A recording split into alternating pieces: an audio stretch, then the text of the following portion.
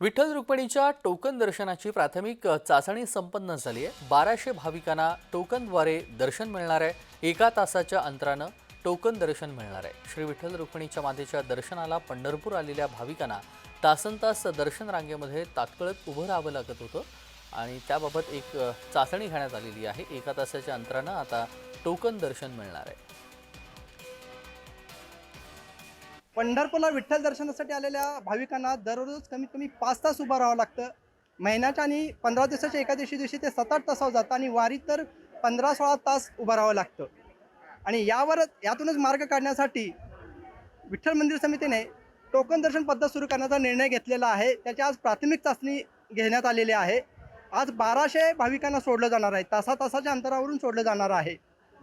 पंढरपूरला आलेल्या तासाभरात विठ्ठलाचं दर्शन होणार, विठ्ठल रुक्मिणीचं दर्शन होणार हे कळाल्यानंतर, टोकन दर्शन पद्धतीतून हे दर्शन मिळणार आहे हे कळाल्यानंतर भाविकांच्या चेहऱ्यावरून जो आनंद ओसंडून वाहू लागलेला आहे तो आनंद खूप काही सांगून जातो।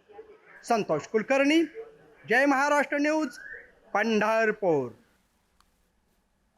छान वाटते की असं तुम्ही ही सवलत काढली।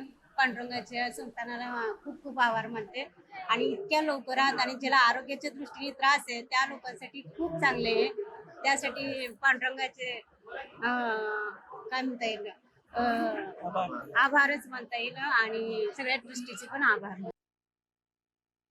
टोकन पद्धत एकच नंबर आहे। कुठलाही तक्रार गोंधळ नाही, शांतता अतिशय चांगली आहे आणि सुटसुटीत दर्शन आहे। त्यामुळं आम्ही आभारी आहोत।